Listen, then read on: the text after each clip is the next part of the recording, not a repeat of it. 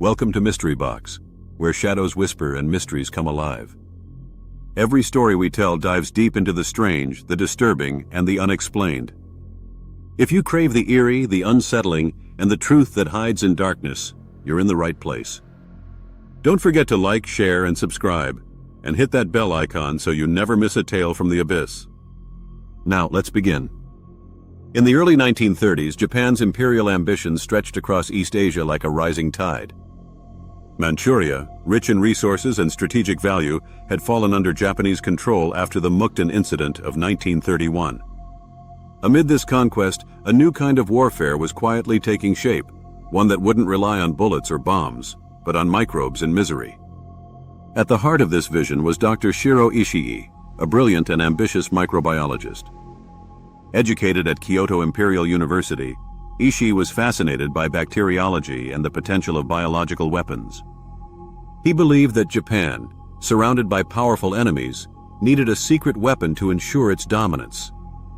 In 1932, he proposed the creation of a biological warfare program to the Japanese military. They agreed. By 1936, Ishii had established the Epidemic Prevention and Water Purification Department of the Kwantung Army, a name designed to deflect attention. But behind this euphemism lay the true identity of Unit 731, headquartered in Pingfong, a suburb of Harbin in northeastern China. The facility was vast, over 150 buildings spread across 6 square kilometers. It had laboratories, barracks, crematoria, and even a prison. It was a city of science, built not to heal, but to harm. The staff of Unit 731 used a chilling euphemism for their human test subjects, maruta, meaning logs. To them, these weren't people. They were data points, biological specimens. The victims were mostly Chinese civilians, but also included Koreans, Mongolians, Russians, and even some Allied prisoners of war. They arrived in trucks, blindfolded and shackled. Some were political prisoners. Others were simply rounded up from nearby villages. None knew what awaited them inside the compound. The experiments began immediately. Prisoners were infected with plague, cholera, typhoid, anthrax, and other deadly pathogens. Their symptoms were recorded meticulously. Some were dissected alive to observe the effects of disease on internal organs.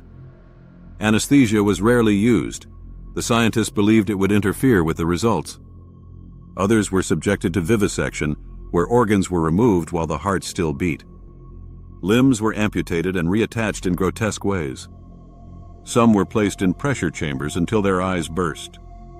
Others were frozen to study frostbite, their limbs shattered like glass. The goal was simple: to understand how the human body responded to extreme trauma and disease, and to weaponize that knowledge. Unit 731 wasn't just a laboratory, it was a playground for cruelty disguised as research. The experiments grew more elaborate and more horrific. Frostbite tests involved exposing prisoners to sub-zero temperatures, then striking their limbs with sticks to test for ice formation.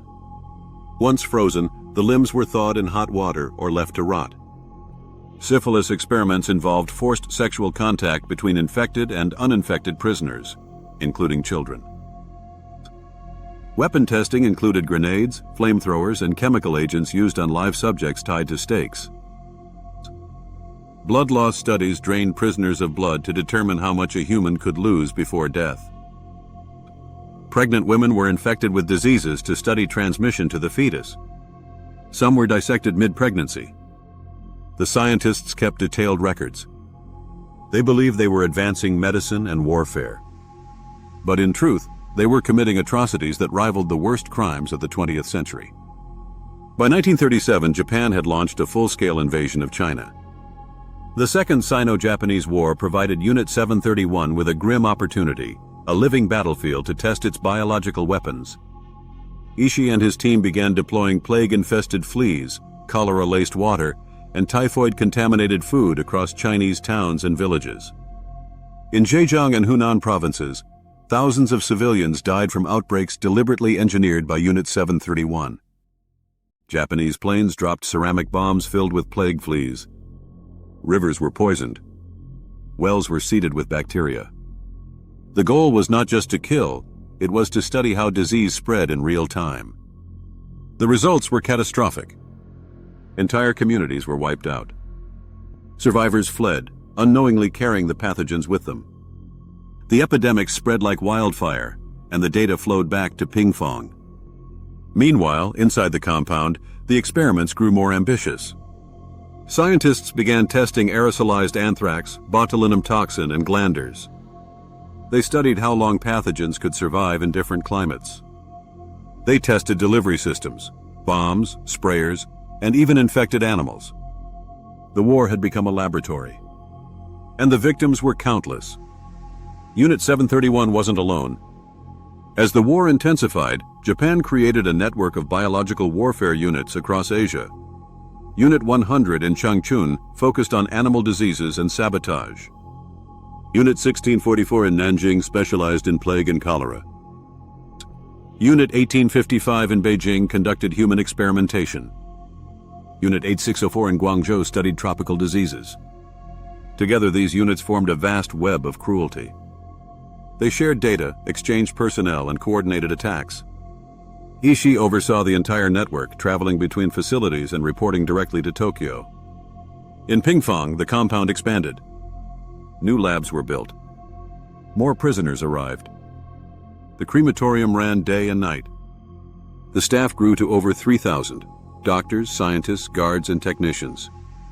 Many were young men, fresh from university, eager to serve the empire. Some believed they were advancing science. Others simply followed orders. A few reveled in the power they held over life and death. By mid-1945, the tides of war had turned. The Allied forces were closing in, and Japan's empire was crumbling. In Manchuria, Soviet troops advanced rapidly. The scientists and officers of Unit 731 knew their time was running out. Orders came from Tokyo: destroy everything. The compound at Pingfong erupted into chaos.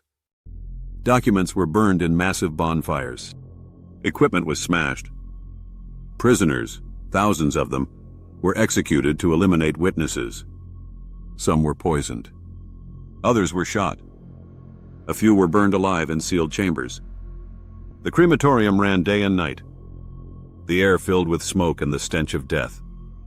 Staff members fled, some disguised as civilians. Others joined the retreating Japanese army. Shiro Ishii, the mastermind behind Unit 731, vanished into the shadows. He ordered his subordinates to scatter and hide their identities. The goal was simple: erase the evidence, bury the truth. But not everything could be hidden.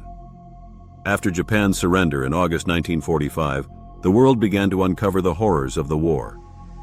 In China and Korea, survivors spoke of strange diseases, poisoned wells, and missing loved ones.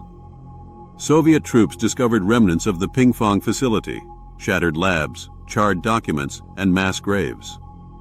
In 1949, the Khabarovsk war crimes trials were held in the Soviet Union. 12 Japanese officers were tried for biological warfare and human experimentation. They confessed in detail, describing the experiments, the victims, and the orders from Tokyo. The trials were public and the evidence was damning. But in the West, the response was different. The United States, eager to gain access to Japan's biological warfare data, struck a secret deal. In exchange for immunity, Ishii and his team handed over their research: thousands of pages of data on plague, anthrax, frostbite, and more. The U.S. saw it as a scientific goldmine. No member of Unit 731 was tried in American courts. Ishii lived out his days in relative comfort, reportedly working as a consultant for U.S. military research. Some of his colleagues went on to hold prestigious positions in Japan's medical and pharmaceutical industries. Justice was sacrificed for knowledge. Though most victims of Unit 731 were silenced forever, a few voices managed to break through the veil of secrecy. Survivors from nearby villages recalled strange outbreaks of disease, sudden disappearances, and the eerie silence surrounding the Pingfong compound. One elderly farmer from Harbin described how his village was struck by plague after Japanese planes flew overhead. "We buried our dead in mass graves," he said. No one came to help, no one explained. Another survivor, a Korean woman who had been forced into labor near the facility, remembered the screams at night. "They called it a hospital," she said. but no one ever came out alive. In 1991, during a peace exhibition in Ida City, Japan, Masakuni Kurumizawa, a former assistant technician in Unit 731, gave a chilling 83-minute video testimony. This was the first complete confession ever publicly unveiled in China from a Unit 731 member.